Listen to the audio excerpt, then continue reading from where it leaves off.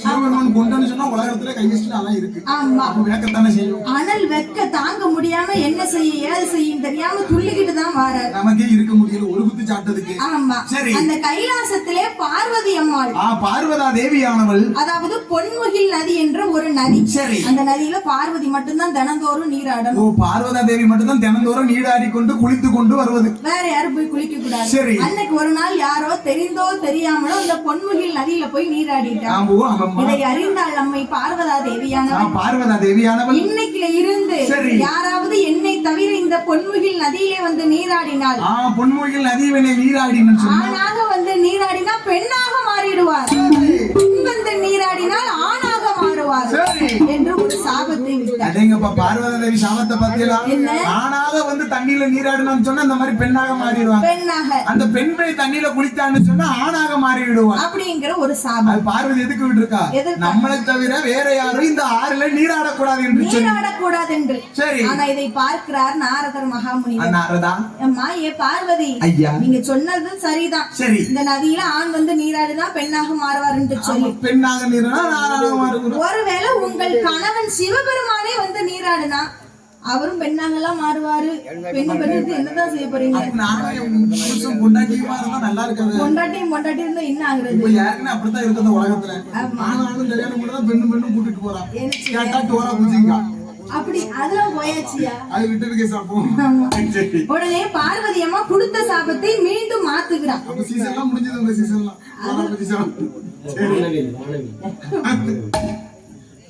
சரி. உடனே பார்த்தால் அம்மை பார்வதி, ஆணாக வந்து நீராடினா இன்னைக்கு நீராடினா பெண்ணாக மாறுவார். மறுநாளைய தினத்திலே அவருடைய சுயரூபமானது வந்துவிடும். 10 மணிக்கு இன்னைக்கு நீராடும் போது ஒரு ஆண் வந்து நீராடினோம்னு சொன்னா பெண்ணாக மாறி நிற்பான். அதே மறுநாள் 10 மணி ஆகும் திருப்பி அவன் ரூபம் எப்படியோ அப்படி ஆயிடும் அப்படின்னு ஒரு சாபத்தை இட்டால் அம்மை பார்வதி. நீங்க சாபம் இடுகிற பொழுது வேளையிலே அங்க இருந்து வருகிறான். ஆமா, சந்திர பகவானுக்கு வெக்க தாங்க முடியல, வேதனை தாங்க முடியல. எங்க வருகிறான் தெரியுமா? எங்கம்மா வருகின்றான்? அனலது ஓன் தாங்காமல் தன்னுடைய சந்திரனோ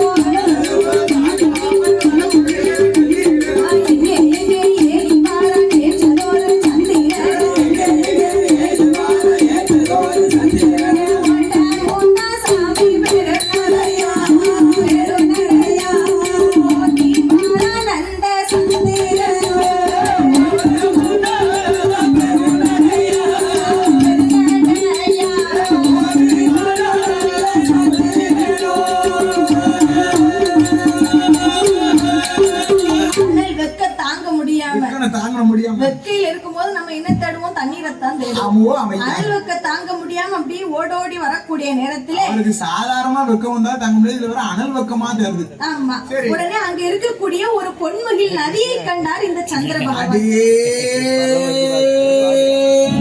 வெக்கையில் இருக்கிறவருக்கு இந்த நதியை கண்ட உடனே பசியில வந்து ஒரு குத்து சாப்பாடு வச்ச மாதிரி இருக்கு. ஒண்ணு சொல்லுது அந்த நதியை பார்க்கும்போது, ஏன்னா அவ்வளவு வெக்கையா இருக்கு பாத்துக்கோ.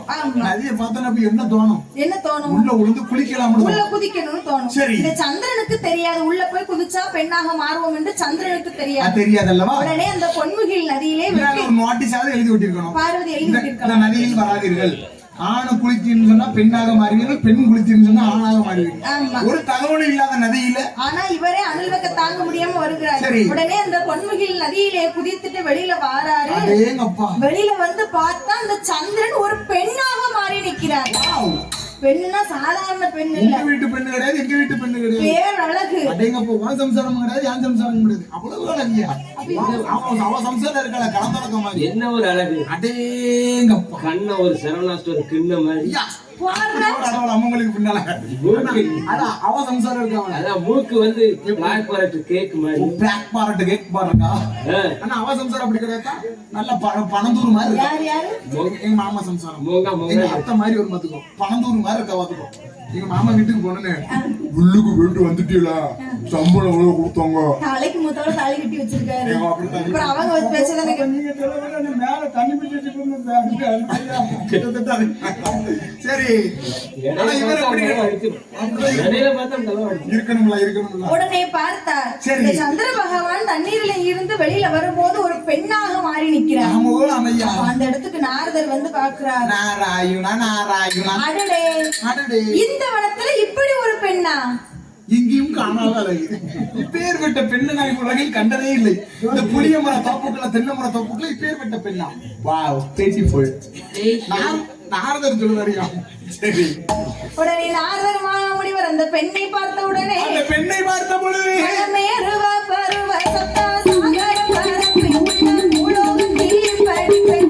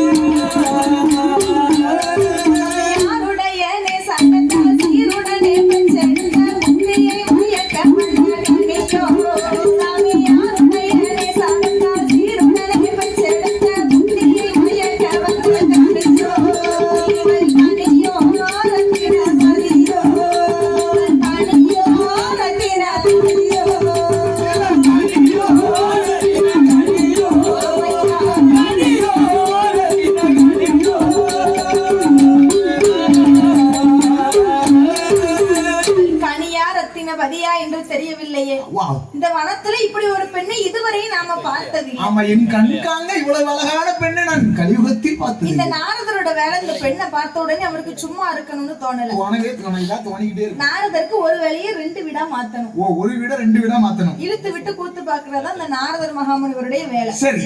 அப்ப அந்த பெண்ணை பார்த்த உடனே இந்த விஷயத்தை யார்கிட்டயாவது நாம போய் சொல்லி ஏத்திரணும் என்று சொல்லி அந்த நாரதர் மகாமுனிவர் எங்கு வருகிறார் தெரியுமா? கடலில் பள்ளி கொண்ட பச்சை மாயிலே கடல் வாசம் செய்யும் அச்சூதன் மதியிலே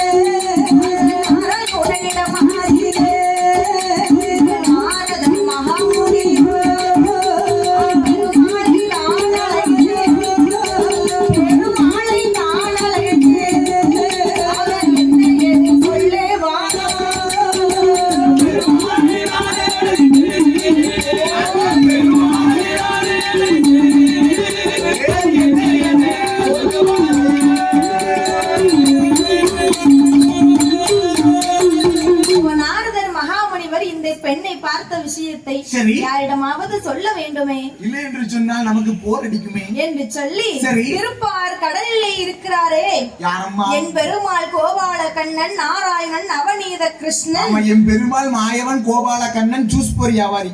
சூஸ்பொரி எங்க போய் வித்தாரியா? வியாபாரத்துக்கு வரல. சூஸ்திர அவதாரி. ஆமா, சூஸ்திர அவதாரி. சரி, எல்லா சூஸ்திரமும் அவருக்கு தான் தெரியுமல்லவா? தெரியுமல்ல. அப்ப பெருமாள் இடத்திலே வந்து நாரதர் மகாமுனிவர் பார்த்தார். என்ன சொல்லுகின்றார்? ஐயா பெருமாளே, நாராயணா நாரதா, ஐயா சிரிச்ச முகமா வந்திருக்கிறீ, இன்னைக்கு என்ன விவரம்? எனக்கு வெக்கமா இருக்கு. வரும் இல்லையா? ஒண்ணும் இல்ல நாராயணா, சும்மா வந்தேன். ஐயா கண்ணா, இந்த லட்சுமியுடன் எத்தனை நாள் தான் நீங்க இருந்து கொண்டு இருப்பீங்க? என் பொண்டாட்டி கூட நான் இருக்கேன், அப்புறம் கிலோட்டுக்கரை கூட அத விடுங்க. அங்க ஒரு பொன்முகில் நதி அருகிலே புதியதாக ஒரு பெண் ஒன்று இருக்கிற. அழகுன்னு அழகு, அப்பேற்பட்ட அழகு. அண்ணியை விட சூப்பரா இருக்கா? லட்சுமியோட நல்லா இருக்கா? அப்படி எப்படின்னு சொல்லி இந்த நாராயணனை ஏமாத்தி பொன்முகில் நதி அருகில கூட்டிட்டு வந்தாரு.